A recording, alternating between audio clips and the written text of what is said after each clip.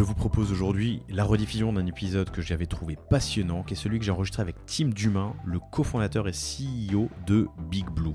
Cet épisode traite du sujet de la logistique et de comment maximiser l'expérience utilisateur post-achat. En gros, comment vendre mieux et plus grâce à quelques petits tips très précis. Tim nous en donne une dizaine que vous pouvez mettre en place assez simplement et de manière pérenne sur vos sites. Très belle écoute. Bonjour à tous, très heureux de vous retrouver pour ce nouvel épisode du panier. Je suis aujourd'hui avec Tim Dumain, qui est le cofondateur et le CEO de Big Blue. Salut Tim, ça va ? Salut Laurent, ça va et toi ? Big Blue que vous retrouvez sur bigblue.co. C-O. Qu'est-ce que c'est Big Blue ? Alors Big Blue, c'est l'expérience de livraison ultime pour les marques. Donc en fait, on gère la logistique des marques et on leur permet d'avoir une expérience de livraison qui soit au top.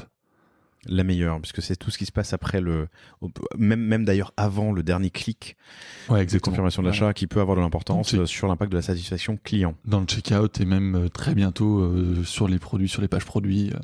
Voilà, on en reparlera. On en reparlera dans une seconde.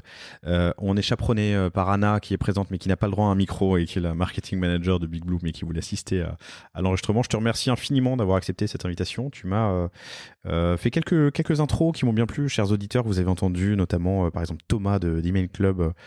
C'est toi qui nous avais fait une intro. Et bientôt, j'espère, d'autres, mais on en reparlera une prochaine fois. Je te reçois pour la raison suivante. Tu as eu une expérience hyper intéressante puisque tu as créé une première boîte à 19 ans que tu as vendue presque 10 ans plus tard. 7 ans, ouais, qui s'appelle Morning. Qui s'appelle Morning et qui faisait des jeux. Ouais, qui existe toujours. Qui existe toujours, que tu as revendu. On en parlera brièvement, mais c'est un univers intéressant que je connais pas trop. On en a parlé 3 minutes tout à l'heure en préparant et j'ai réalisé à quel point j'avais peu de connaissances sur le milieu. Ce qui me fait dire que je serais heureux d'ailleurs de recevoir toute personne qui pourrait me parler du secteur du jeu de société ou jeu pour enfants ou jeu bref pour avoir une petite masterclass. Je te ferai des intros. Mais je serais content de comprendre comment on crée une boîte à 19 ans et qu'on la revend quelques années plus tard. Ce qui t'a amené à la fin de cette expérience à vouloir créer Big Blue et optimiser justement cette expérience client. Je te challengerai un peu parce que disons, le secteur, la verticale de la livraison, du warehousing, il est assez large et il y a pas mal d'acteurs, mais vous marchez bien. Et tu nous diras pourquoi est-ce qu'il vous différencie. Mais surtout, chers auditeurs, et c'est là que ça devient... ça aurait, j'espère, déjà été intéressant à ce stade, mais ce qui m'intéresse, c'est d'avoir des tips pour optimiser tout ce qui se passe avant, pendant et après l'acte d'achat pour optimiser, maximiser la satisfaction client. Il y a 10 tips qu'on va vous donner qui seront hyper actionnables, pratiques et qui vous permettront justement de progresser sur ce point. Et de réduire pas mal les CPA aussi, tous tes coûts, tes pubs, etc. En améliorant ta conversion, en améliorant pas mal de choses. On l'a dit avec... plusieurs invités récemment, mais que on peut plus. Il est beaucoup plus cher aujourd'hui de faire de l'acquise sur les plateformes sociales, et clairement, ça fait partie de la construction de la marge, de réduire ses coûts d'acquisition, et on peut optimiser du coup sa marge avec un ensemble d'actions qu'on verra ensemble ensuite. Exactement. Bienvenue Tim. Merci de nous accueillir. 19 ans pour créer sa première boîte ? Ouais. En fait, je t'avoue un truc, c'est qu'on savait pas trop ce qu'on faisait, et surtout on savait pas ce que c'était qu'une start-up. On a fondé ça, on était, je crois l'année d'avant, on était lycéens, donc autant te dire que dans ces cas-là, tu sais rien faire. Et je vais te lancer une petite citation. Et je crois que c'est Mark Twain qui disait ça. Il savait pas que c'était impossible, du coup ils l'ont fait. Il y a pas mal de choses qu'on a fait parce que on savait pas que c'était pas possible. Et ça, c'était assez cool. On a tout fait de manière très organique avec nos tripes. Vous étiez combien ? On était 3 cofondateurs. Mais du coup, c'est en parallèle des études ou à la place des études ? Ouais, en parallèle de ma licence d'économique. Et j'ai arrêté après parce que j'avais une boîte et que j'avais des salariés. Et que ça tournait. Ouais. Moi, j'ai failli créer ma première boîte. Pardon. Je sais pas si j'ai déjà raconté sur le panier, mais à 17 ans, je voulais arrêter mes études, j'avais fait toutes les démarches, j'étais à la chambre de commerce, enfin bref, j'avais fait plein de choses au greffe, et puis mon père s'est rendu compte que j'étais sérieux, il m'a dit mais attends, mais qu'est-ce que tu fous là? Non mais arrête, va faire des études, nom de Dieu, on verra ça plus tard. Ah, j'en ai pas parlé à mes parents de peur justement qu'ils me disent exactement la même chose, donc ils l'ont pas su, au bout d'un an ils l'ont su. Pourquoi le jeu? Et bah écoute, nous on a lancé. Donc ça s'appelait, pardon, je sais pas si j'ai dit, Morning, les Morning. ouais. Et au début, on a vendu des Rubik's Cube sur Internet. Et du coup, parce que on aimait bien l'objet et qu'on savait qu'il y avait un marché, on avait fait un peu le tour des forums. Et il se trouve que le jeu, c'est un peu le master marché de celui du Rubik's Cube. Donc on y allait complètement organiquement en se disant, bon, il y a un truc à faire là-dedans, parce que le marché du Rubik's Cube est quand même limité. Et le marché du jeu de société est quand même très gros et surtout en grosse croissance. Voilà. On était en quelle année? On était en 2011, à l'époque où il n'y avait pas grand-chose. Comment tu fais ton site internet à cet âge-là? À cette époque-là, pardon. Et à cet âge-là, c'était un PrestaShop qu'on a fait... en tout, on avait 400 € de budget de nos boulots d'été et qu'on a fait... on a ouvert un PrestaShop, on a pris un template, on design comme ça. C'était assez... encore une fois, très organique. On savait rien faire, quoi. Et du coup, pour lancer... vous étiez des joueurs vous-même? Non. On a appris en avançant. Ok. Alors, qu'est-ce que tu as appris? Sur le jeu ou Sur le lancement à 19 ans d'une... Écoute, de vente de Rubik's Cube en ligne et puis ensuite d'autres jeux.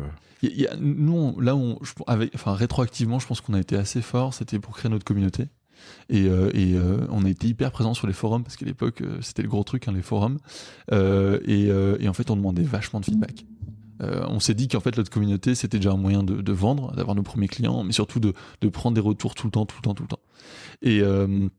Et donc on s'est créé une base organique, on savait pas forcément faire des réseaux sociaux, du coup le réflexe c'est d'avoir des emails et donc de communiquer avec les gens via email.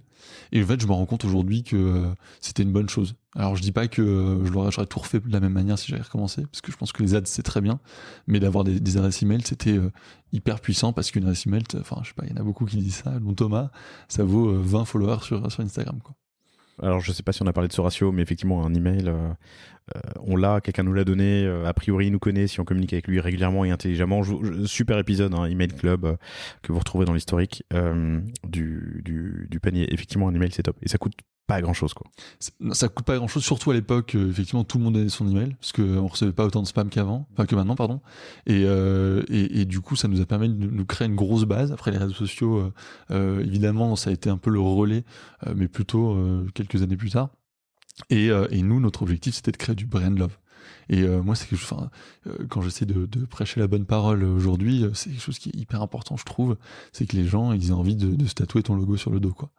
Et nous, c'était vraiment notre objectif principal. On voulait pas décevoir nos clients. On voulait que les clients, soient des repeat customers déjà, et surtout parlent de nous. Et je te dis encore une fois, ça, c'était sorti d'aucun bouquin. C'était nous qui avions ce sentiment que c'était la bonne manière de faire les choses. Et voilà, jusqu'en 2017 où on a fait un gros Kickstarter.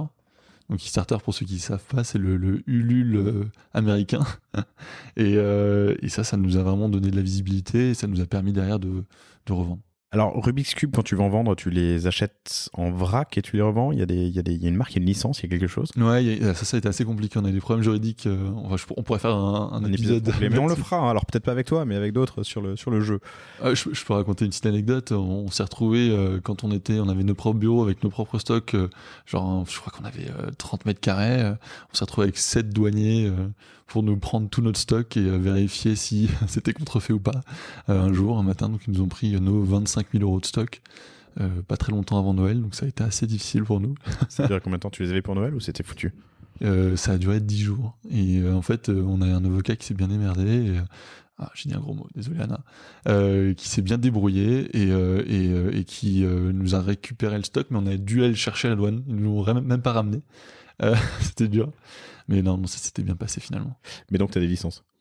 Non, Rubik's Cube, je me demandais si c'était pas tombé dans le domaine public. Alors je sais pas si c'est le cas dans le jeu. Mais en fait, c'est la forme tridimensionnelle extérieure du produit qui n'est pas vraiment protégeable. Et c'est pour ça qu'il y a plein d'autres produits. Alors là, je m'avance pas juridiquement, je ne conseille à personne de lancer une marque dans ce domaine-là. Mais nous, en tout cas, c'était la conclusion qu'on avait eue. Et c'était une des raisons aussi qui nous a fait rapidement aller sur le master marché du jeu de société. Donc, pardon, Rubik's Cube, tu lances un Kickstarter parce que tu veux créer du brand love, mais c'est un Kickstarter du coup pour créer votre propre jeu? Ouais, alors un peu après, c'était pas notre premier, je crois que c'était notre 4e jeu. Okay. C'était un jeu qui s'appelle Kill the Unicorns, où l'objectif c'était de buter des licornes. Okay. Et en fait, ça a fait marrer tout le monde et on a eu 8000 contributeurs et on a levé $300 000. Ok. Donc plutôt Donc, bien. cool. Ouais. Et ça, c'était notre propre IP. Du coup, plus de problématiques avec les douanes. Tu vois, on a un peu changé de Tu as paradigme. affranchi du. Ouais. Ouais. Et Et là, on est en 2017 pour le Kickstarter, 300 000 euros levés. ouais. Combien de 100 000, contributeurs? 8000. 8000 contributeurs, ok. Et ça a complètement relancé la boîte. Et ça nous a permis d'être dans plein de pays, d'être vendu chez Walmart, aux États-Unis, enfin, d'avoir un peu une place partout et d'avoir la visibilité. Alors, plein de questions, mais je commence par la première. Alors, je les liste, comme ça, j'oublierai pas. Mais comment réussir ta campagne Kickstarter à ce moment-là? Qu'est-ce qui a marché? Et la deuxième, est-ce qu'on peut, quand on est une petite boîte de 3 mecs de 24 ans à ce moment-là, Ouais. dans ces eaux-là, Bah ouais, 25, 26. créer un jeu avec une IP que tu vas pouvoir licencier à l'international, ce sera intéressant. Mais donc, Kickstarter, comment ça a marché? Pourquoi ça a marché, pardon? C'est purement la communauté. Déjà, on avait fait un petit Kickstarter avant, qui était un peu plus modeste, sur un jeu un peu plus compliqué à comprendre. Non, c'était purement la communauté. En vrai, on avait fait pas mal de salons. Je crois qu'on a fait tester le jeu 1000 fois avant de le lancer sur Kickstarter, et on a eu énormément de feedback. Du coup, on l'a un peu finalement construit avec la communauté. Je me rends compte que beaucoup de gens disent ça, mais nous, on s'en était pas rendu compte à l'époque. Et ça, c'était énorme pour nous, quoi. Activer ta communauté pour lancer ta campagne, et on l'a vu notamment avec Lovebox que vous pouvez écouter, c'est un super épisode où on insistait, Jean insistait vraiment sur l'importance des 24 premières heures de ta campagne Kickstarter où il faut sortir du lot pour monter dans l'algo. Ouais. C'est un peu vertueux, plus tu je cherche un terme qui m'échappe, mais en gros être véloce sur le lancement de ta campagne pour monter dans l'algo, quoi. Nous, on a financé en 2 heures. En 2 heures? Ouais. Mais en fait, c'est un peu... Oui, mais ça dépend de ton objectif, pardon. Ouais, mais l'objectif, en fait, il était à 10 000 $. Il était assez bas. Mais en fait, c'est ça, aujourd'hui, la clé du succès de Kickstarter, c'est effectivement, dans la première journée, d'aller chercher... alors, c'est quasi 25% de tes contributeurs, parce que derrière, tu auras un ventre mou pendant longtemps, qu'il va falloir que tu animes. Mais le début et la fin de ta campagne sont extrêmement importants. Et nous, finalement, cette préparation, c'était 6 mois de préparation. Enfin, cette campagne, c'était 6 mois de préparation. C'est ce qu'on dit souvent, hein, c'est que c'est la face visible de l'iceberg, mais qu'il y a énormément de travail en amont et qu'ensuite il faut cravacher en aval pour délivrer Exactement. tous tes clients, Ouais. éviter d'être déceptif. Donc c'était ma première question. La deuxième, c'est t'as 24 ans, tu viens de créer ton jeu, Kill the Unicorns, comment t'es distribué chez Walmart? C'est marrant parce que nous on était un peu fans des salons, on allait pas mal sur des salons, on se montrait plus gros qu'on ne l'était, et en fait il y a un gars de Walmart qui est passé sur nos stands et qui a dit ce jeu là je l'ai vu sur Kickstarter. On a fait oui, effectivement on a fait un Kickstarter, et du coup il était très très chaud, et une fois que t'as un copain chez Walmart et qui te pousse à sa direction, il y a moyen que tu fasses quelque chose de bien avec eux. J'en discutais avec Laure Lagarde pour parler de Émilie Spilot récemment, mais c'est marrant, il y a une recette qu'on peut suivre pour se donner un maximum de chances de réussite dans l'e-commerce, mais la chance, on peut la provoquer, mais en vrai, on peut pas l'inventer, quoi. Donc on peut se donner...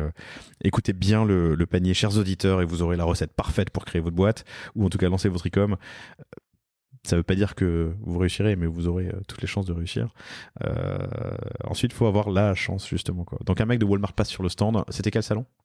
Tu vas pas le connaître, c'est Essen, c'est un gros salon de jeux de société. Essen? Ouais. Essen Spielwarenmesse. Spielwarenmesse. Exactement. Cool. Et donc tu distribues dans le monde entier. Vous montez jusqu'à combien de personnes et quel CA? 20 personnes et à peu près 2,5 millions de CA. Ok. Et là, on était en 2017 quand tu as lancé ta campagne Kickstarter, et vous avez revendu un an plus tard. Ouais, c'est ça. Pourquoi? Parce que ça a été dur. En vrai, ça a été très très dur pour nous, à plein d'égards. On parle souvent des victoires, mais pas assez des défaites. Et nous, on en a eu quand même beaucoup. Nous, la croissance des équipes, ça a été un moment très douloureux, pas hyper structuré. Et on n'a pas des bons process, tu vois. Là, je le vois aujourd'hui chez Big Blue, c'est extrêmement important d'avoir des process qui sont hyper bien huilés. Et le troisième point, c'est ça qui m'a mené à réfléchir à Big Blue et à lancer plus tard avec William et Mathias, c'était la logistique. Ce sont pas les mêmes associés que Morning? Non. Okay. J'ai lancé Morning avec mes meilleurs amis qui ont choisi de continuer Morning en tant que salariés. Ok. Et William et Mathias, c'est des gars hyper brillants que j'ai rencontrés justement en début 2018. Parce que les autres sont pas brillants. Ils sont hyper brillants aussi, mais en fait, c'est compliqué quand même quand t'as fait ta première marque avec des très bons amis, de relancer ça avec des gens que tu connais pas. Je t'ai coupé dans ta lancée. Tu m'as dit que tu avais ce qui a créé l'idée de Big Blue, en tout cas ce qui a généré l'idée de Big Blue. Dans ma tête, hein, parce qu'effectivement, ouais. Quand j'ai rencontré William et Mathias, ils avaient aussi l'idée de lancer un truc dans la logistique, et c'est ça qui nous a liés. Ouais, moi, c'était les problématiques que j'avais rencontrées chez Morning, et en fait, on a tout fait. Encore une fois, c'était très organique. Du coup, on s'est pas trop posé de questions. On a fait nos logistiques en interne. Au début, dans la chambre d'étudiants de Valentin, un de mes associés de l'époque que je salue. Ensuite, dans nos bureaux, et ensuite, on a pris 500 mètres carrés, 1000 mètres carrés, 1500 mètres carrés d'entrepôt. Et à un moment donné, je crois que c'était en 2015, on s'est dit mais mince, c'est quoi notre métier quoi ? 50% de notre temps c'est la logistique. Et on va pas faire une boîte de logistique. Hyper intéressant, donc tu passes des deux côtés de la table. Tu étais le client des logisticiens. J'aimerais comprendre les points de friction que tu rencontrais et que du coup tu as voulu régler. Écoute, déjà la logistique, il faut qu'elle soit fluide, il faut que tu livres suffisamment rapidement, avec de la visibilité, il faut que que tu communiques bien. Et en fait, quand ton logisticien ne te permet pas de faire ça, t'as un peu des catas, quoi. T'as des clients qui sont pas contents, que ce soit en B2B, en B2C. T'as des clients qui retirent leurs commandes, t'as des clients qui te font une mauvaise réputation. La logistique, elle peut être, moi je dis souvent qu'elle peut avoir 3 états. Elle peut être très négative pour ton business, elle peut être neutre ou vertueuse. Et avoir une logistique neutre, c'est déjà difficile. Nous, avec Big Blue, on veut faire un truc vertueux. Du coup, tu revends, tes associés restent, et toi, tu as rencontré William et Mathias. Et vous lancez. Comment est-ce qu'on se lance en... Eh ben, écoute, moi ça faisait 1 an que j'y pensais très fort parce que à partir de à partir du Kickstarter, on savait qu'on allait revendre. Je pensais très fort à faire un truc dans le sujet, sur le sujet de la logistique. William et Mathias sont 2 ingénieurs des mines extrêmement brillants. L'un a bossé chez Apple et Vimeo, Mathias, et William a bossé en opération et en conseil. Du coup, on avait un peu le trio parfait pour lancer ça. Moi, je connaissais bien les clients, je connaissais bien la problématique, et en fait, quand on s'est rencontrés, c'est devenu un peu une évidence. Eux avaient envie de lancer quelque chose dans la logistique, et moi j'avais ce projet-là dans la tête. Donc on s'est dit, allez, on lance ensemble, et on se sépare les sujets. Ça, c'était hyper important dans le succès de Big Blue. Enfin, non pas qu'on soit très très successful déjà, mais dans ce qu'on fait de tous les jours, d'avoir une complémentarité, être capable d'avoir une espèce de 3 mini CEO sur 3 sujets différents, et être assez fort et assez compétent sur ces 3 sujets. Ok. Et du coup, la première étape. Parce que ce que tu me racontais quand on préparait cet entretien, c'est que vous êtes vraiment une boîte tech. On est une boîte tech, ouais, on est une boîte tech. Il y a une couche tech qui est hyper importante, ouais. Et très très ancrée dans le CMS, les process, l'opérationnel du e-commerçant. Ah, exactement. En fait, l'idée c'est surtout d'avoir une partie logistique qui fonctionne très très bien. Donc, ce que je te disais, la logistique ça peut être neutre, qui fonctionne très bien. Donc nous on s'appuie sur des gros du secteur qui font que genre Kuehne+Nagel, XPO, des entrepôts qui font que tout se passe très bien avec des gens qui ont de l'expérience. Et notre valeur ajoutée, c'est l'excellence opérationnelle, donc être capable d'orchestrer tout ça, et surtout la partie technologique, la partie produit, donc tout ce qu'on apporte aux marques, donc dans l'expérience post-achat. Et donc ça, aujourd'hui c'est plus d'un tiers de l'équipe qui fait du développement produit. Donc Mathias était à la tête de ça, mais on a aussi un gars qui nous vient de Alan et qui a été CPO de chez Captain, qui s'appelle Paul Marie, qui gère tous nos produits. Donc on a des gens extrêmement compétents pour faire ça. Et c'est pas juste de la logistique, loin de là. Et du coup, l'offre, le milieu, il a quand même vachement changé au cours des 10 dernières années, puis l'explosion du e-com. Comment est-ce que tu te places par rapport à d'autres acteurs ? Comment est-ce qui sont d'ailleurs passés sur ce podcast, entre autres, mais écoute, nous, comme je te dis, on veut que la logistique soit facile à mettre en place pour les marques, et je pense que beaucoup d'acteurs veulent faire ça, mais notre vrai point différenciateur, c'est que nous, on veut que la logistique et l'expérience post-achat aident à vendre plus. vendre plus, vendre mieux. Donc quand je dis vendre mieux, c'est-à-dire meilleur taux de conversion. Tu vois, quand on va en parler là aussi, mais tu as un gros drop de panier, et quand tu vois que 80% des raisons des paniers abandonnés, c'est lié à la logistique, tu sais qu'il y a un énorme truc à faire. Et 80% des paniers abandonnés. Alors il faut que je vérifie mes sources, mais c'est un ratio comme ça, c'est 3/4 je pense, à peu près. C'est assez énorme. Que tu vérifies pour le volume, mais en tout cas c'est une grosse partie des paniers abandonnés sont liés à la logistique. Donc attends, je regarde, j'avais pris des notes. Ouais, tu vois, la moitié des paniers abandonnés, c'est juste les frais de livraison par exemple, et 25% c'est les délais de livraison qui sont trop longs. Donc t'es quasi déjà à 75% qui sont liés à la logistique. Et donc en informant plus tôt ou plus intelligemment ou de manière plus transparente sur les frais de livraison ou l'ETA, le délai de livraison, donc la date de livraison, estimated time of arrival, l'ETA de la livraison, tu te coupes du panier abandonné ou de l'aspect déceptif de la découverte de la brique livraison de ton achat au moment du panier, quoi, du checkout. Ouais, en fait, imagine-toi, c'est-à-dire que on te dit, voilà, ton produit va être livré en 2 à 5 jours. C'est quoi 2 à 5 jours ? 2 à 5 jours, ça veut dire que c'est entre mercredi et samedi. Attends, mais samedi, est-ce que je vais être livré ? Donc c'est peut-être plutôt lundi. En fait, tu sais pas quand est-ce que tu vas être livré. Et aujourd'hui, tu es à moitié en télétravail, à moitié au bureau. Tu sais pas si tu seras là. T'as peut-être pas une boîte aux lettres qui te permet de recevoir des colis. Donc en fait, ça va être une pain, tu vois. Alors que si on te dit, ça va être livré mercredi 24 décembre, et ben en fait, tu vas savoir où tu seras ce jour-là. Et si tu peux recevoir le colis, tu peux t'organiser. Et ça, c'est vraiment hyper important. Amazon a très bien compris. Je vais pas te le cacher, Amazon, sur ces problématiques-là, c'est des bons exemples. Hein. Ils savent ce qu'ils font. C'est une bonne école et c'est, oui, clairement. Bien sûr. En termes de benchmark et d'insight, tout y est, quoi. Mais en termes de gestion des transporteurs, en termes de beaucoup de choses. Sauf que, tu vois, il y a plein de choses qu'on va faire comme Amazon, mais du côté brandé du spectre. On veut que les marques puissent mettre en avant leur branding, leur image, leur histoire, leur couleur. Ok. Vous vous lancez courant 2018, premier client 2019 ? Ouais, c'est ça. Il y avait pas mal de développement donc du coup de la plateforme, de l'app. Tu peux pas vraiment te permettre de faire un petit POC qui fonctionne pas en logistique parce que tu peux perdre beaucoup d'argent. C'est ça, c'est le cœur du problème pour un e-commerçant. Ouais, ça a été le lancement c'était plutôt courant 2019. Ouais. Vous étiez à Station F. Ouais. Vous avez levé un peu d'argent. On a levé un peu d'argent fin d'année dernière. Ouais. Donc fin d'année dernière, fin 2020, oui. C'est-à-dire à 1 an et demi, à 2 ans d'Ops, quoi. Ouais, c'est ça. Ok. Tes premiers clients ? Alors, Morning.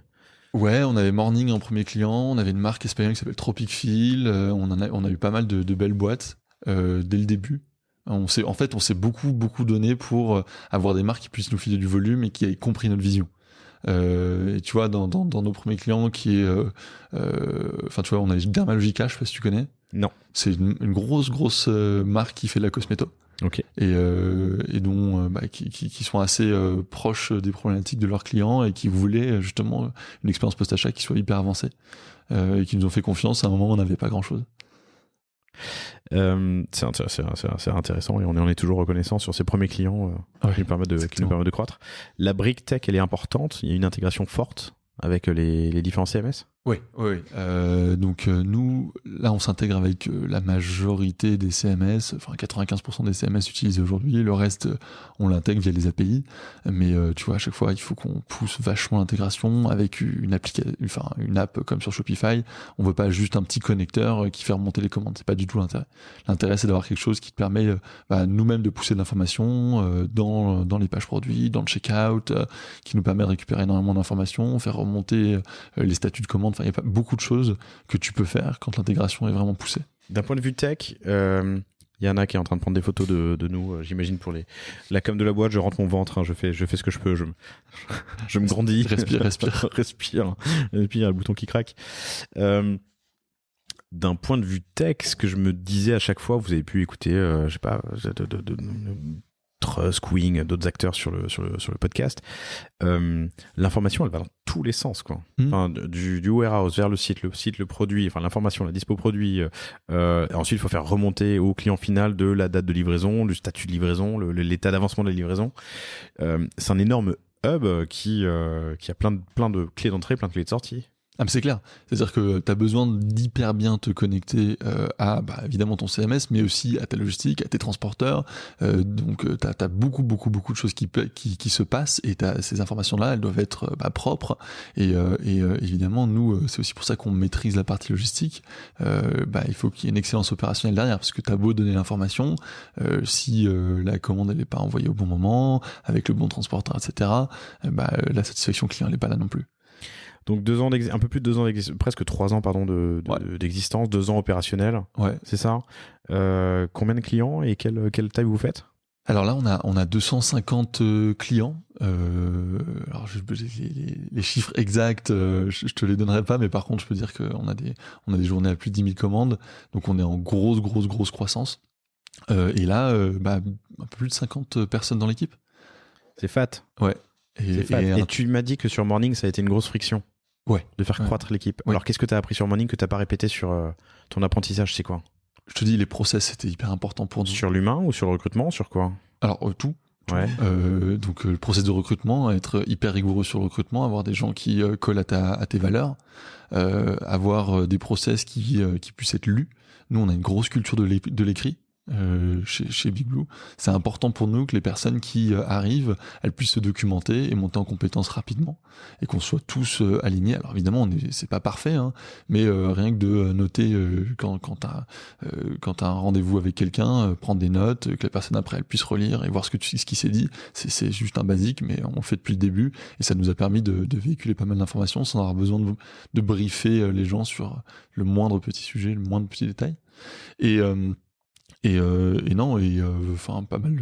Pas mal de choses côté humain, côté communication surtout. Bien communiquer avec son équipe, prendre le feedback quand tu diriges l'équipe aussi, c'est important. Est-ce que tu es obligé de lever des fonds dans ta verticale, dans ton domaine? Ouais, parce que c'est un marché où il faut aller vite, parce qu'il y a quand même des parts de marché à prendre. Il y a de plus en plus d'acteurs qui commencent à prendre le marché. Tu peux pas vraiment te contenter d'une petite croissance où tu te fais bouffer. Et puis après, il y a aussi beaucoup d'investissements tech. Je te dis, un tiers de notre équipe, c'est des techs. Et du coup, tu sais bien, la tech, ça coûte cher. Surtout en ce moment. Enfin partout dans le monde, avec toutes ces levées qui gonflent un peu un marché qui est déjà ultra tendu. Sur 50 personnes, donc un tiers de personnes sur la tech. Ouais. Et la répartition des 2 autres tiers? Opération et acquisition client. Ok, donc la logistique elle-même? Ouais, les opérations. Donc, quand je te dis opération, tu as des warehouse managers, donc des gens qui ont les pieds dans les entrepôts. Tu en as un ou deux par entrepôt. Et tu as des personnes qui s'occupent du customer success. Parce que je pense que ce qui est important aussi, c'est de dire que le modèle, c'est de travailler avec des partenaires en termes d'entrepôt logistique. Oui, c'est ça, c'est de travailler avec des gens qui ont fait déjà ça pendant des années et de leur apporter, nous, nos tech et nos data pour justement comprendre comment on peut améliorer en continu les performances de la logistique ou du transport. Et du coup, est-ce que eux t'apportent du client? Est-ce que ça remonte dans ce sens-là ou pas? Ou il n'y a que toi qui... dans quel sens se fait le flux? Non, c'est nous qui apportons. C'est toi qui apportes c'est nous qui utilisons des mètres carrés dans les entrepôts et qui grossissons. Ok. Et je suis en train de me demander comment tu arrives à signer 250 clients. La logistique pour un e-commerçant, c'est quand même cœur bise, quoi. Ouais. Comment est-ce que tu arrives à convaincre 250 clients de te rejoindre dans l'espace de 2 ans? Je pense que le côté expérience post-achat, ça parle pas mal. Et c'est comme ça qu'on se différencie beaucoup. On veut pas faire quelque chose qui est 10% meilleur que le concurrent. On veut faire quelque chose qui est 10 fois meilleur que le concurrent. Et nous, de simplement dire, voilà, tu vas diviser ton coût d'achat, ton CAC ou ton CPA par 2 grâce à ta logistique, déjà c'est un truc pas mal. Et quand on leur explique, ils y croient, et parce que ça marche vraiment. Et après, tu sais bien, c'est le mécanisme de bouche à oreille, on fait parler nos clients sont satisfaits, on a un churn qui est hyper faible. Et du coup, voilà. Alors, c'est assez difficile de changer de logisticien. C'est pas évident. Tu demanderas à nos concurrents. C'est marrant comme discours. Donc, divise par 2 ton coût d'acquisition avec une meilleure expérience post-achat. En fait, oui, meilleure expérience post-achat, les ETA dans le checkout, comme tu disais tout à l'heure. Enfin, typiquement, c'est assez simple à comprendre. Si tu te dis, voilà, quelqu'un qui aurait dû abandonner son panier ne l'abandonne pas. Si tu as la moitié des personnes qui abandonnent plus, bon déjà ça te coûte beaucoup moins cher, tu vois. Oui, ok, compris. Et après, il y a une réalité aussi, c'est le repeat business. Alors c'est quelque chose qu'on a dû dire souvent, mais c'est beaucoup plus facile de faire racheter quelqu'un qui a déjà acheté chez toi que... Non mais, tu souris. Non, je souris parce que je pense être la personne qui le répète le plus sur ce podcast. C'est parfait. Mais je te laisse reprendre et terminer. Eh ben non, mais c'est ça, c'est beaucoup plus facile de faire acheter un client qui a déjà acheté chez toi que d'aller chercher un nouveau client. Et beaucoup moins cher surtout. Donc nous, c'est ça qu'on prône, c'est le réachat, et ton expérience post-achat, elle va faire en sorte que tes clients réachètent et que tes clients parlent de toi. Quand tu reçois un colis qui est incroyable, qui est tellement incroyable que tu as envie de faire une photo et de la mettre sur tes réseaux sociaux, tu te doutes bien que ça vend un peu plus. Une boîte qui faisait ça très bien, j'ai pas vérifié leur Insta dernièrement, mais c'était Easy. Qui proposait à toutes les... Enfin, je pense que la moitié des posts de leur Insta, c'était du user-generated content, donc des clients satisfaits qui postaient des images et qui acceptaient que les images soient reprises des produits, quoi.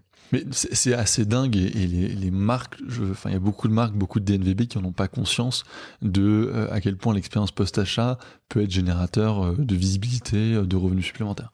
Et nous, en fait, on fait beaucoup d'évangélisation. En fait, c'est ça notre plus gros challenge aujourd'hui, c'est de prêcher la bonne parole. Leur dire, attends, mais regarde comment ça peut impacter. Il y en a beaucoup qui nous parlent de prix, d'optimiser les centimes. Nous, on leur dit, attends, mais on n'est pas déjà beaucoup plus cher que les autres, mais surtout, on va te rapporter de l'argent. Donc, c'est un no-brainer. Parfait. Et les no-brainers, j'en aimerais bien maintenant une dizaine.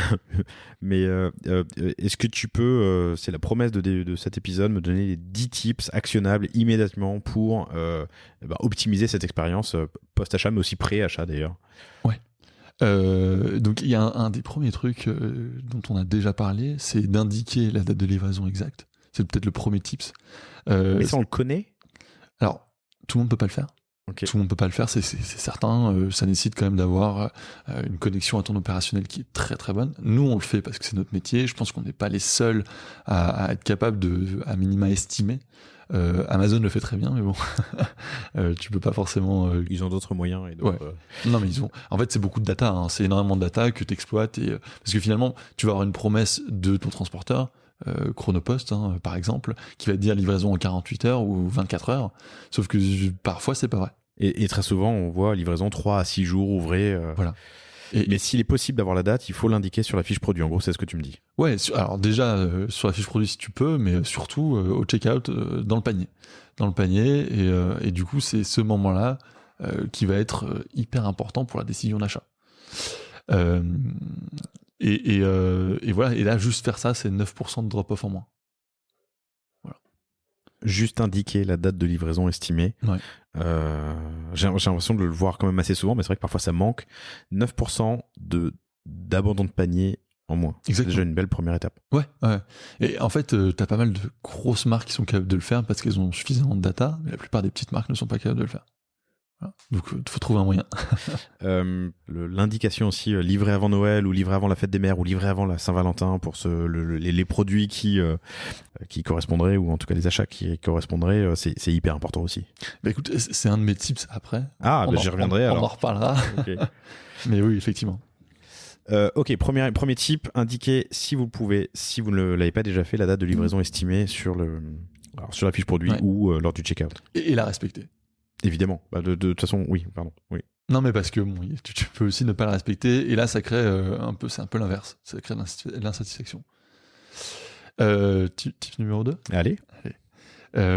Avoir plus d'options de livraison. Et ça, c'est quelque chose qu'on voit. Alors nous, on est en contact avec énormément de gens, que ce soit via Big Blue ou via le Digital Native Club dont je te parlais tout à l'heure. Il y a beaucoup de marques qui mettent une option. Mais sauf que tu vas faire une option, je sais pas, par exemple une option de livraison à domicile, sauf que ton client il a peut-être pas envie d'être livré à domicile ou au bureau, il va peut-être vouloir être livré en point relais. Tu vois, moi je préfère souvent être livré en point relais parce que je sais pas si je serai au bureau à domicile, et c'est un petit peu embêtant. Et du coup, le point relais c'est pratique parce que c'est sur le chemin, mon point relais il est ouvert jusqu'à 21h ou 22h, c'est hyper facile. Par exemple. Mais il y a plein d'autres choses que tu peux faire. en fonction de la sensibilité de tes clients, en fonction de ton persona. Et par exemple, il y a des solutions plus ou moins polluantes, par exemple. Plus ou moins polluantes. Nous, on est en partenariat avec Swoopin, avec qui je te conseille de parler d'ailleurs, ils sont très forts. Eux, ils livrent sur les grandes villes de manière complètement, en tout cas avec des véhicules qui respectent un peu plus l'environnement parce qu'ils sont électriques. D'ailleurs, c'est une Bicorp, donc ils font plein de choses bien. Ce que Trusk a fait d'ailleurs, ils ont acheté eux-mêmes, parce qu'ils fonctionnent avec d'autres partenaires, mais ils ont acheté une dizaine de camions électriques, full électriques. Mais tu vois, mais même la Poste fait ça, Colissimo fait ça, mais tu vois, t'as plein de boîtes, on sait pas, mais qui livrent avec des camions polluants, qui sont pas remplis, et en fait, souvent c'est de l'express. Voilà, je vais pas citer pour pas me faire des ennemis, mais effectivement, souvent c'est l'express. Mais parfois, une livraison express, c'est important. Même si tu communiques sur le fait que ça va être un peu plus impactant écologiquement, c'est quand même vachement important parce que c'est l'anniversaire de ta nièce demain. Comment tu fais si t'as une livraison 3-5 jours? Et tu peux faire, par exemple, avec Swoopin. Alors, je suis en train de faire la pub pour Swoopin. Ils vont être contents. Non, mais par exemple, avec des solutions de livraison telles que Swoopin, tu peux faire de l'express respectueux de l'environnement. Donc, ouais, voilà, t'as plein d'options. Donc, moi, ce que je conseille en général, ce qu'on se conseille en général, c'est d'avoir 3 options. Une livraison standard, une livraison express et une livraison en point relais. C'est très bien, ça laisse le choix. Et voilà. Très bien. La livraison express, c'est quand même assez important. Et c'était mon 3e tips. Oui, parce que tu peux avoir jusqu'à 60% de vente en plus en proposant une option de livraison en 2 jours. Jusqu'à 60% de vente en plus avec une livraison express quand c'est pas le cas. Ouais. Ok. Et les clients, on voit qu'ils sont prêts à payer plus pour la livraison express. Donc on sait, c'est clivant, mais t'as des options green, t'as des options qui te permettent de le faire avec un impact écologique moindre. Après, tu peux faire plein d'autres choses. C'est peut-être un peu du greenwashing, mais compensant le carbone. Enfin, t'as plein de solutions pour faire en sorte que ta livraison express soit peut-être un peu moins impactante. Mais de toute manière, quand tu vas avoir un anniversaire, un impératif, t'as besoin de cette livraison express. Non, mais le greenwashing, même si c'est du greenwashing, a quand même un effet vertueux. C'est qu'à force de se faire greenwasher par 25 canaux tous les jours, on y pense, et je pense vraiment que ça devient des habitudes. On a animé un atelier sur la Gen Z, la génération Z, lors du One-to-One Monaco, qui est l'un des plus gros, si ce n'est le plus gros salon e-commerce et retail, avec Cosa Vostra. Et en fait, les conclusions, c'était ça. C'est une génération engagée, qui a des valeurs, qui nous pousse à réfléchir, à revoir notre marque employeur et tout. Parfois, qui achètent sur Wish, ou tu vois. Bien sûr, non, mais c'est clair.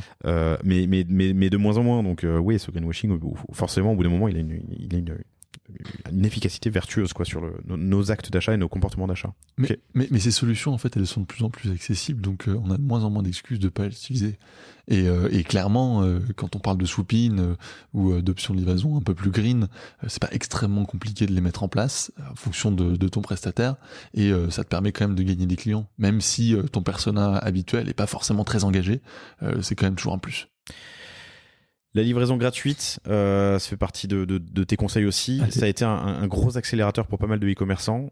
Est-ce que elle doit être gratuite? Comme on disait au début, 44% des paniers abandonnés, c'est à cause du prix de livraison. Et en fait, moi, ce que je dis souvent, c'est quitte à inclure les frais de livraison dans tes marges, ce que souvent les DNVB peuvent faire, vaut mieux proposer de la livraison gratuite. Alors, c'est le même panier à la fin, mais les gens sont très sensibles à ça. Et si tu fais pas ça, si tu proposes pas une option de livraison gratuite, à minima, avoir la livraison gratuite au-dessus d'un certain panier. Et nous, on conseille de le faire à 10-15% au-dessus de ton panier moyen. Comme ça, c'est double effet vertueux. Tu vas aussi augmenter ton panier moyen. Proposer la livraison, alors inclure la livraison gratuite dans les fees, dans le coût du produit, et si elle n'est pas gratuite pour tous, la proposer au-delà d'un certain seuil. Tu proposes 10 à 15% au-dessus du panier moyen, ce qui est un effet vertueux, qui est de tirer ton panier moyen vers le haut. Ouais. Ok, je résume ce qu'on s'est dit jusqu'à présent. Indiquer une date de livraison quand on l'a est précise, et évidemment la respecter. Avoir plus d'options de livraison, afin de pouvoir s'arranger, livraison en journée dans un point relais si je suis pas chez moi, ou le week-end, ou ainsi de suite. Proposer des livraisons express, parce que on en a quand même parfois, souvent besoin, même si c'est que par caprice et qu'on veut notre produit dans les 24 heures ou c'est pour l'anniversaire de la petite nièce, et proposer d'une manière ou d'une autre de la livraison gratuite. Ça augmente le taux de transfo du panier. Yes, exactement. Je le rappelle, tout ce qu'on se dit là, c'est comment limiter les frictions au niveau du checkout, ce qui veut dire que ça augmente votre taux de transformation CTR, et du coup ça réduit l'impact sur le coût d'acc de vos clients. Exactement. Cool. Type numéro 5. Alors ça c'est quelque chose qu'on voit aussi peu utiliser, qu'on ne voit pas assez justement, c'est l'utilisation des emails de suivi comme un canal marketing, les emails de suivi de ton colis. Et en fait, moi je reçois encore beaucoup d'emails de suivi de Colissimo, de Chronopost, de UPS, complètement décorrélés de la marque. Donc en fait, tu vas avoir de la pub pour Chronopost, quoi. Et en fait, ces emails-là, il y a beaucoup de gens qui ne le savent pas, c'est des emails qui sont ouverts à 75% du temps. Ça, c'est nos data, donc ça, je peux les affirmer. 75% des emails de suivi sont ouverts, et ouverts en moyenne 4 fois. C'est une plateforme incroyable pour vendre plus, pour faire du marketing, pour parler de ta marque, pour renvoyer vers tes réseaux sociaux. Enfin, tu as énormément de choses que tu peux faire au travers de ces emails-là. Créer du brand love, on en parlait tout à l'heure. Tu peux raconter un peu plus ton histoire, par exemple. Tu peux, créer des followers, demander du referral, de dire voilà, je t'offre 5 € si tu m'amènes ta grand-mère. Il y a beaucoup de choses que tu peux faire au travers de ces emails-là et qui sont très peu faits. L'email, c'est vraiment, vraiment un outil ultra puissant. Je vous le redis, écoutez cet épisode avec Thomas d'Email Club, c'était hyper intéressant. Utilisez-le. Je suis étonné qu'on soit encore obligé de le dire aujourd'hui, mais... Ouais, mais tu vois, nous on parle avec beaucoup de marques qui nous utilisent pas et qui s'en rendent pas compte, parce que ils le voient pas comme une opportunité. Et c'est vrai que quand tu regardes un email marketing classique, il est ouvert à 25% du temps en moyenne. Quand ça se passe bien, tu vois, il est ouvert une fois. Il est pas forcément complètement lu. Donc en fait, tu vois, c'est des moyens. Encore une fois, c'est un no-brainer, c'est un moyen de faire un peu plus de marketing, genre gratuit, quoi, parce que ces emails-là, ils sont là, ils existent. Ils vont partir de toute façon. S'ils partent pas, c'est pas normal, il faut le faire partir. Et c'est un excellent support média pour communiquer sur de l'upsell, du side sell, de la love, pour plein de choses, quoi. Et après, au-delà, et on parle même pas du fait que ce soit hyper important pour justement réduire ton taux de customer service, avoir des gens qui sont plus au courant, qui sont moins inquiets. Donc tout ça, c'est une évidence, mais ça va en plus, ouais. Cool. Est-ce que c'est le bon moment pour mesurer ma satisfaction client, justement? Sur le transport. Ouais. Sur le transport, ouais. Une fois que tu es livré, assez rapidement demander un avis client. En fait, tu peux demander un avis sur le produit. Ça va arriver un peu plus tard. C'est bien d'avoir 1 semaine, 2 semaines d'utilisation en fonction de ton produit. Si ton produit c'est une planche de surf, tu demandes pas le lendemain. Si ton produit c'est je sais pas, quelque chose pour se laver le visage, assez rapidement la personne devra avoir testé, et donc effectivement au bout de 3-4 jours tu peux demander l'avis. Par contre, demander l'avis sur la livraison, encore une fois c'est un truc qu'Amazon fait très bien et que peu de marques font. C'est important, parce que tu as besoin de feedback pour faire évoluer justement ton expérience, et surtout qu'il y a beaucoup de gens qui ne sont pas très vocaux par rapport à ça. Ils vont avoir une mauvaise expérience et ils vont pas t'en parler.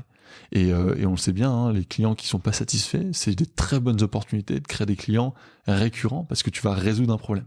Alors faut pas faire exprès de créer des clients pas contents pour pouvoir résoudre leurs problèmes, c'est évident, mais par contre effectivement une fois qu'ils sont pas satisfaits parce qu'il y a eu un problème qui s'est passé, c'est là qu'il faut être proactif. Donc demander l'avis, c'est hyper important. Il faut pas avoir peur d'envoyer trop d'emails. Il faut pas avoir peur d'envoyer trop d'emails, non.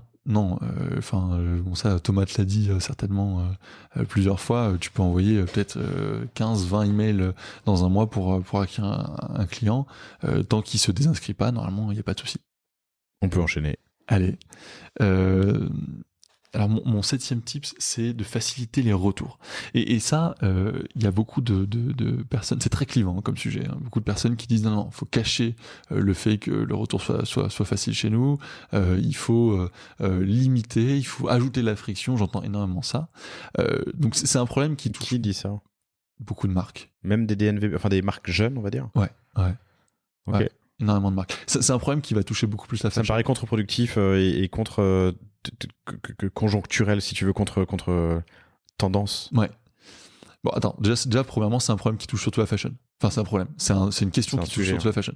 Les retours en fashion, c'est en moyenne 25%, même 30%. Tu vas voir chez des acteurs type Sarenda, c'est beaucoup plus que ça parce qu'ils ont tendance à énormément l'encourager.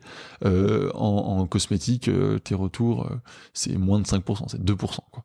Donc, en fait, voilà, là, je parle marque fashion, c'est pour ça que je l'ai pas mis dans les premiers tips. En fait, si tu facilites le retour, si tu communiques sur le retour, tu vas avoir des clients des prospects qui vont se transformer plus facilement en clients parce qu'ils vont avoir confiance. Tu leur montres que quoi qu'il arrive, t'es là, tu vas les écouter et tu vas leur permettre de retourner le produit. Donc ils n'ont pas de raison de pas acheter. Et en fait, t'essayes de recréer l'expérience que t'as en magasin. L'expérience que t'as en magasin, c'est je teste le produit. Tu peux pas le tester. Sur un site internet, évidemment tu peux montrer plein de trucs, tu peux faire des guides détails, etc. Mais rien ne remplacera le fait de tester son produit. Et donc tu as envie de pouvoir donner un sentiment de maîtrise et de potentiel de retour, et donc il faut le rendre évident. Donc ça passe par quoi? Ça passe par une FAQ, tu vois, une FAQ sur les retours, comment je retourne, qu'est-ce que ça me coûte, combien de jours j'ai pour retourner.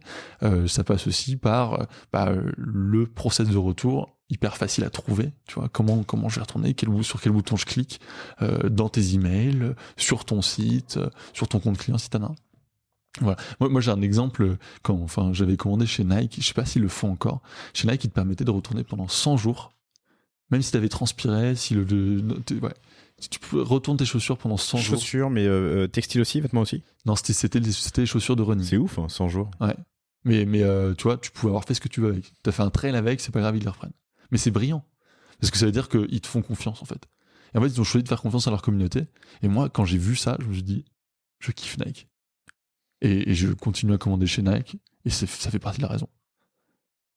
Bon, après, on passera à les questions des Ouïghours, etc. Je me demandais si je te lançais sur le sujet, mais on s'en fout, c'est pas le sujet là. Bon, c'est pas le sujet. Non, effectivement, après, tu peux avoir... Non, mais en termes d'expérience client, c'est formidable. Ils sont fous. Tu fais confiance, à ton client final. J'ai eu la même expérience, moi, chez Decat, où j'ai acheté des belles chaussures de trail, je sais plus, des Salomon, je crois. Je les ai portées, et pour un trail, donc de la boue, de la poussière, du machin, et en fait, elles m'allaient pas. Ils me les ont reprises. Bah c'est ça la réalité, c'est que quand tu connais bien ton persona, tu te rends compte qu'en fait sans les avoir testées, tu peux pas savoir si elles te vont pas. Surtout les chaussures de trail, les chaussures de running. Enfin, quand t'as un truc sportif, quand t'as un produit sportif, la réalité c'est qu'en magasin t'es pas dans les conditions. Et même sur le site internet encore moins. Et qu'au bout d'un jour tu sauras pas. Tant que t'as pas vraiment essayé, tu sauras pas. En revanche, mais là c'est du bise. C'est bien d'avoir une politique retour. Enfin, c'est mon avis, mais d'avoir une politique retour qui est simple, limpide, lisible, compréhensible, mais il faut l'intégrer dans ses coûts. Ouais, il faut l'intégrer dans ses coûts, mais il faut l'enlever de ses coûts marketing aussi, tu vois. C'est-à-dire que oui, c'est un coût supplémentaire, mais c'est un coût en moins sur ton marketing. Tu vas chercher, t'auras pas besoin d'aller chercher autant de clients. Et après, j'en ai beaucoup qui me disent ouais, mais il y en a qui abusent. Il y en a qui abusent de ça, il faut retourner à chaque fois, etc. Ça, c'est des trucs que tu gères en customer success. C'est des gens à qui tu vas dire en one-one, écoute, là t'abuses. Mais c'est pas quelque chose, généralement c'est pas des comportements qui sont extrêmement fréquents. Tu peux pas pénaliser la totalité de tes clients juste parce qu'il y en a deux qui abusent. Et je pense que sur la masse, en fait, alors tu disais 25 à 30% dans la fashion. Ouais. Sur d'autres industries, je pense que d'autres verticales, je pense que c'est beaucoup moins. Ouais, non, bien sûr. Non, bien sûr. Je te dis, cosmétique, c'est moins de 5%. Moins de 5% dans la cosmétique. Ouais. Est-ce que ça viendrait à l'esprit d'envoyer un savon entamé? J'en sais rien, pourquoi pas. T'as des crèmes à 50 balles. Si elles te conviennent pas, c'est un peu embêtant. Intéressant. Sujet à creuser. Ok. Next. Écoute, on va parler de lifetime value. Et qu'est-ce que c'est la lifetime value? C'est l'argent que te rapporte ton client sur la totalité de ses commandes. Et on pense trop souvent à un client comme étant une seule commande. Et on se dit, ok, j'ai un coût d'acquisition à 30, il m'a rapporté 60. Donc j'ai un coût d'acquisition à 50% de mon chiffre. En fait non, parce que si tu arrives à le faire recommander 1, 2, 3 fois et que t'as pas repayé des Facebook Ads pour faire commander ce client-là, t'as tout gagné. Ton client, il t'a peut-être commandé 5 fois 60 balles, du coup il t'aura plus rien coûté. Si c'était juste de lui envoyer des emails et de lui montrer que t'es bon en expérience post-achat, etc. Donc, comme on disait tout à l'heure, un client, nous c'est une data qu'on a, un client qui rachète, il te coûte 7 fois moins cher qu'un nouveau client. Je suis content parce que la citation, la stat que je donne depuis 200 épisodes du panier, donc je suis à 120, 130, et qui doit avoir 15 ans, c'était 8. Mais donc on n'est pas loin, c'est formidable. Ouais, un client existant vous coûte 8 fois moins cher. Il vous coûte 8 fois moins cher de lui revendre un produit qu'un nouveau client. Exactement. Et du coup, c'est là que tu peux imaginer beaucoup de choses en disant que mon client, je dois le traiter comme un roi et lui montrer que, en fait, mettons que tu lui vends une paire de chaussures, que toutes ses prochaines paires de chaussures, il doit les acheter chez toi. Pourquoi ? Parce que l'expérience, elle va être folle. Et tu vois, typiquement, pour une paire de chaussures, tu vas vendre un guide d'utilisation, par exemple, tu vois. Enfin, tu vas livrer un guide d'utilisation, lui montrer comment cirer sa paire de pompes, comment l'entretenir, comment la faire durer. Tu peux aussi, je te disais tout à l'heure, quand tu ouvres le paquet, tu peux lui demander de poster une photo du paquet, de le rendre vraiment acteur de la marque. Tu vois, et ça va faire que le client il va se sentir hyper concerné et qu'il aura envie, il a envie de faire partie de l'aventure pour plus longtemps. Ceux qui sont très forts à ça, c'est Unbottled, que je te conseille vraiment d'interviewer. Et c'est une marque qui est cliente de Big Blue, qu'on adore, et ils ont vachement scalé. On a commencé à bosser avec eux, ils faisaient 500 commandes. Là, je crois qu'en fin d'année, ils vont faire 20 000. Et 20 000 par commandes en décembre. Ok. Et il m'a autorisé à donner. Il t'a autorisé à le dire. Mais 500 commandes par mois quand ils sont arrivés chez vous, 20 000 en décembre là. Exactement. Ils sont arrivés quand chez vous ? Il y a un an, même pas, je crois, une petite année, une année. Correct. Très fort. Très correct. Fois 40 en un an. Et parce qu'en fait, c'est quand tu reçois une commande Unbottled. Fois 2, fois 20, non, c'est ça, fois 40. Ouais, fois 40. Ouais. Quand tu reçois une commande Unbottled, c'est la fête. Et ils te montrent que tu es ultra important pour eux. Ce qui est vrai, parce qu'en fait, ça se retrouve derrière en Customer Success, ça se retrouve, enfin, Customer Care, Customer Success, ça se retrouve à plein d'endroits. C'est pas juste du bullshit marketing. C'est vraiment montrer à ton client tout le long qui est important. Alors qu'ils vendent des savons. Tu vois, tu pourrais dire, attends, le gars, il m'achète 30 balles de savon, je vais pas non plus lui faire la fête. Bah si. Putain, 14 000 avis clients vérifiés. Ils ont quel âge ? Pardon, je parle pas des jeux. Ouais, je parle de. Ils ont même pas 2 ans. C'est une très belle boîte, mais je te dis, il n'y a pas de secret, il n'y a pas de chance. Quand tu traites aussi bien tes clients, quand tu leur montres la manière d'utiliser tes produits, quand tu leur amènes beaucoup de contenu hyper intéressant, en fait, t'as envie de recommander. C'est comme ça. J'adore l'univers en plus. Graphique, esthétique mais on en a parlé et je vous invite, cher Unbottled, à venir nous raconter cette belle croissance. Non, mais ce qui est incroyable, je vais pas parler que d'eux, mais c'est qu'ils sont 3 dans la boîte. Ils ont fait tout avec leurs petites mains. Les fondateurs sont assez forts. Soigner l'expérience client post-achat, c'était ce dernier type, le 8e, afin d'enrichir au final l'utilisateur final avec des user guides, de la relance, de l'information, une demande de poster votre produit sur les réseaux sociaux et de vous taguer évidemment, faut pas l'oublier. Mais voilà, les accompagner post-achat pour les fidéliser le mieux possible et les orienter vers un du réachat. Et ça, tu peux le faire à demande, tu peux le faire dans les emails. Tu peux le faire également dans le paquet. C'est-à-dire que ton paquet, donc je parle du paquet que tu vas ouvrir à ton unboxing, c'est le seul lien physique que tu as avec ton client. Il va se passer énormément de choses à ce moment-là. Et ça, c'est l'objet de notre 9e tips, sans transition, c'est l'unboxing. Donc là, c'est plutôt des tips de fin d'année, donc on est dans le thème, même si tu me disais que le podcast allait sortir mi-décembre, donc c'est peut-être un peu tard pour mettre en place. On enregistre fin novembre, mais ne ratez pas la prochaine fête. Exactement. Non, mais c'est assez important quand même de comprendre, et donc les marques le savent, hein, la plupart de leurs ventes, beaucoup de leurs ventes vont être faites au Q4, au dernier trimestre, et encore plus spécialement sur le dernier mois et demi. Et là, c'est le moment où il faut montrer que c'est les fêtes, rendre l'unboxing encore plus exceptionnel qu'il ne l'est d'habitude. Et donc mettre des choses en plus. Alors on a peut-être aussi envie de pas mettre trop de choses matérielles, hein, donc un peu pour respecter l'environnement. Donc, mais c'est pas forcément mettre plus de choses en termes de nombre de flyers et un packaging plus gros, etc. Non, c'est mettre plus d'informations, des informations thématisées pour les fêtes de fin d'année. Vraiment, réfléchissez votre unboxing en fonction de la fin d'année. Et je pense qu'il est important de rajouter un truc aussi là, c'est que si vous vendez sur une marketplace dont vous ne maîtrisez pas la donnée client, dans l'unboxing et ce que vous pouvez y glisser vous permet de créer potentiellement ce lien. En gros, si vous vendez sur Amazon et que c'est pas vous qui avez reçu les coordonnées client final, ça vous permet aussi potentiellement de créer un lien. Je crois qu'Amazon l'interdit dans ces conditions, mais j'ai rien dit, j'ai rien entendu.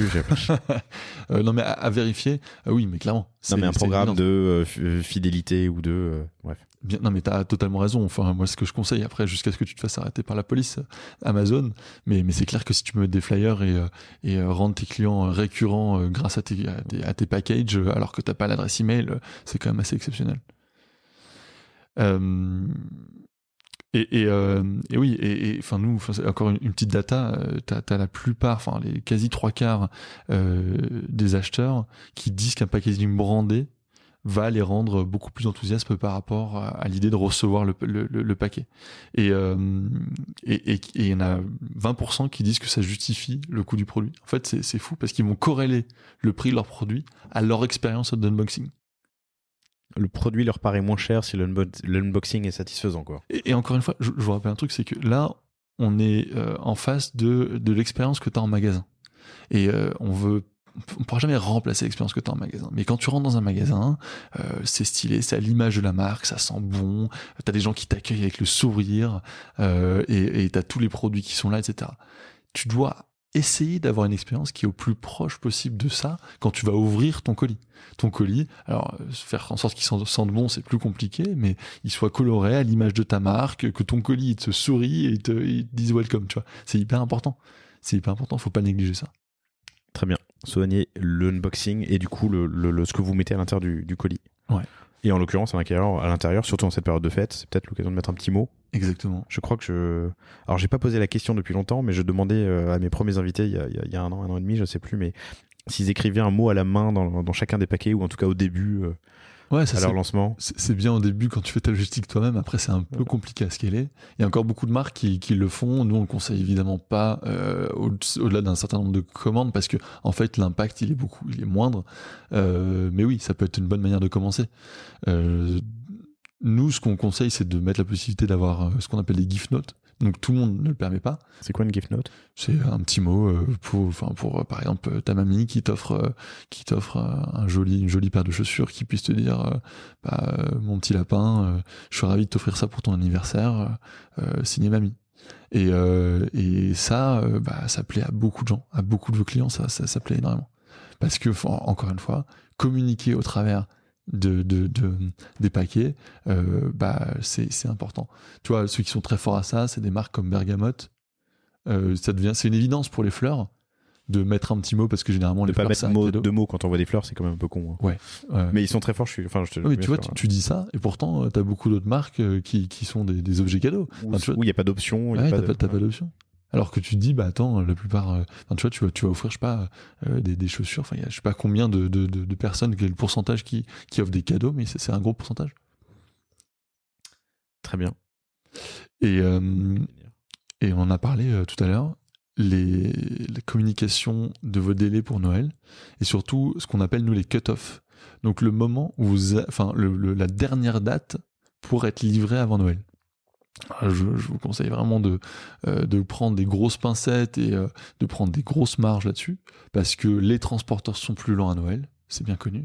Mais annoncer ça à vos clients, ça va avoir deux effets. Déjà, de vous dédouaner un petit peu. Le jour où votre client commande le 16, alors vous avez dit que le maximum c'était le 15, vous pourrez dire écoute, c'était écrit sur le site.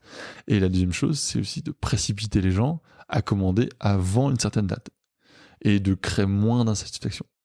Donc vous pouvez le faire sur votre site au moment du panier, mais surtout par email. Donc de dire à tout le monde attention, 3 derniers jours avant d'être livré, pour être livré à Noël, 2 derniers jours, jusqu'au moment où c'est trop tard. Ouais.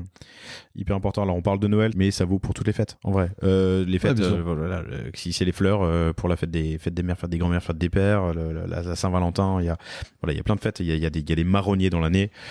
Ça vaut le coup de l'annoncer. Ouais, exactement. Exactement. Non mais et puis tu vois de manière générale quand tu communiques sur tes dates de livraison finalement ça fait ça toute l'année. Ça te permet de faire ça toute l'année.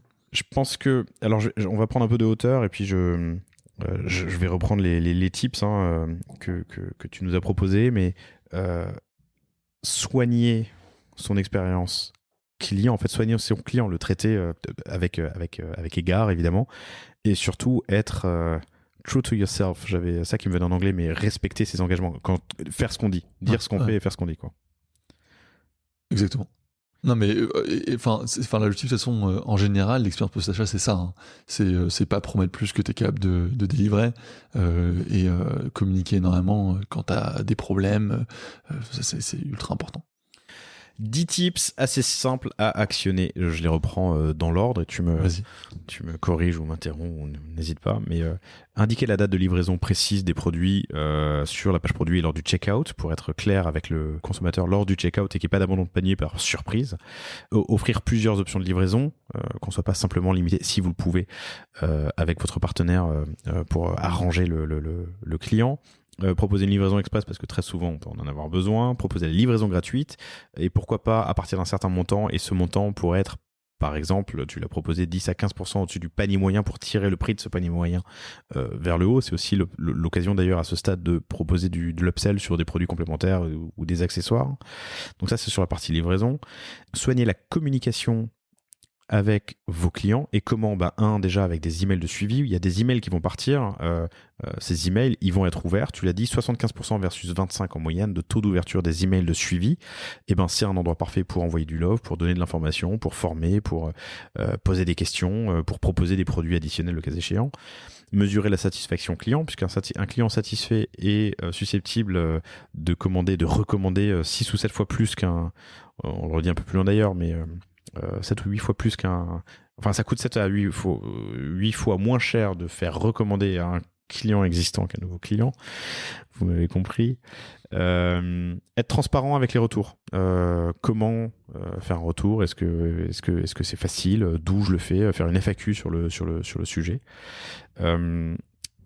Réfléchir à la lifetime value, ça rejoint de vos clients, ça rejoint mon point précédent sur il est beaucoup plus facile de faire recommander un client satisfait qu'un client qui ne l'est pas. Donc mesurer la satisfaction et essayer de l'augmenter. Et enfin tes tips sur la fin d'année, mais valable toute l'année au final, c'est soigner l'unboxing. Une belle boîte brandée, c'est cool. Un petit mot, c'est cool. Permettre aux clients qui achètent de rajouter quand c'est un cadeau, une petite note pour le destinataire, c'est cool.